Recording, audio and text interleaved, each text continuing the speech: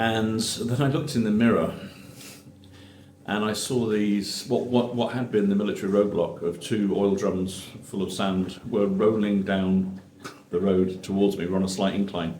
30 seconds later, I looked in my mirror and I saw a camouflage Toyota pickup with 7 really pissed off Rwandese soldiers with Kalashnikovs coming towards me, driving at 160 kilometers an hour.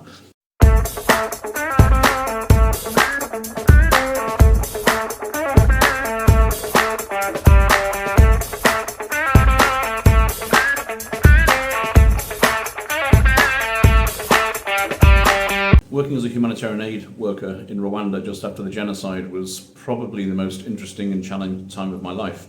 It was also the most surreal. Things just didn't seem normal on any way, shape or form. And one of the constants in my life then was going through military checkpoints. So when I first came over, as I said in the last chapter, you would have every sort of couple of hundred meters, there'd be a checkpoint with heavily armed soldiers, some as young as 10 or 12 years old, in their khaki uniforms and maroon berets. And it was a really unsettling period, but after a while you kind of got used to it. And the general format of a checkpoint was you would have these two big sort of oil drums of around maybe 200 litres on either side of the road, and they'd be covered in sand to make sure they didn't get knocked over. And then you'd have this rope between the two connected.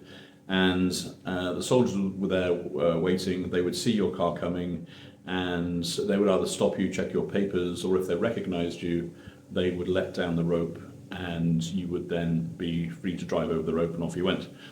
And I'd been doing this distribution now for 6 weeks or so. We had the NGO logo emblazoned on the car everywhere, and I was doing this road 2-3 times a day sometimes. And so they got to know me. I used to wave, they used to wave back. It was all very friendly. And then as I approached, they would just let the rope down and I would just drive over and off I went. Everything great in theory until one day, having come back from a distribution, I had my 5 local staff in the back of the car with me. We were in good spirits. We'd been up at 4:30 as we were every single day. We'd organised the convoy of trucks carrying all the food, seeds and agricultural tools we were distributing. And we drove the convoy to Gikoro, which was where the distribution was going, in a field. And this to me was one of the most interesting aspects of my time there. We would get there early in the morning, we'd have all these people unloading, we'd unload these trucks in the middle of Central Africa in a field, we'd put some stakes in the ground, we'd have some rope, and we'd have 5 lines of distribution point. And then about 7 o'clock you'd see the first silhouettes on the horizon of somebody who'd walked 20 kilometres to get this food, seeds and tools, and they got 10 per family, 10 kilos of food, 10 kilos of bean seed and an agricultural hoe, so that they could start their food livelihood again. And by 8 o'clock we'd have like 20,000 people in a field, and we'd start the distribution, and after 4 or 5 hours it all went by clockwork via all the village elders and so on, village by village. And it was quite full of adrenaline. I was the only sort of white guy or pink guy there, and so it was all quite surreal. And at the end of it, I'd always come back with my staff, and we'd always go for beers and kebabs at the end just to have a bit of team building and so on. And on this particular day, we were all in good spirits, and we were singing in the back, and everything was good. I was driving. We came to the checkpoint. I saluted to the guys, the soldiers. They sort of like waved back, and they lowered the rope. And then something happened, and as I went through the rope, I decided to sort of accelerate because just as an adrenaline thing, whatever, and I just drove really, really fast. But something was sort of pulling me back, and I couldn't quite get the acceleration I normally did. So I sort of tried even harder, and eventually I pulled away, and I got up to 140 kilometers an hour, and going along the road, and we're going to the pub, everything's great. And then I looked in the mirror. And I saw these, what had been the military roadblock of 2 oil drums full of sand were rolling down the road towards me. We're on a slight incline.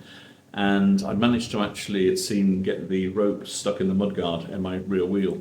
And because I'd really forcefully pulled away, I'd actually destroyed the roadblock. And I couldn't stop laughing. I just thought it was the funniest thing in the world, and I kept driving. Until about 30 seconds later, I looked in my mirror and I saw a camouflage Toyota pickup with 7 really pissed off Rwandese soldiers with Kalashnikovs coming towards me, driving at 160 kilometers an hour. And I really didn't have any choices really, because it was a straight road and they were going faster than me. They had all the guns, but I just couldn't stop laughing. I just felt, not that it was super funny, but it was. But I just had this nervous sort of thing.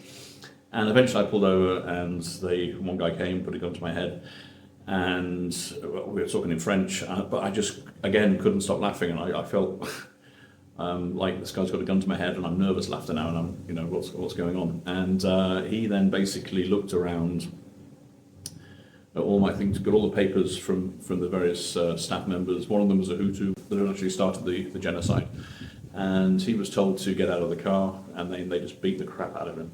I mean, I felt awful, and then they let him go, and that was it. And we drove back in silence, and the guy was okay eventually.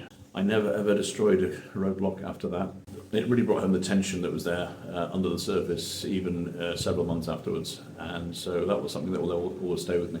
And I've always been very, very careful approaching roadblocks ever since. Thanks for listening. This is the latest chapter of my book, Around the World in 80 Disasters. If you'd like to follow the story on these YouTube videos, you can subscribe to my channel. I'll put the link in the comments below. If you'd like to buy the book on paperback or on Amazon, I'll put a link there as well. Thanks for watching.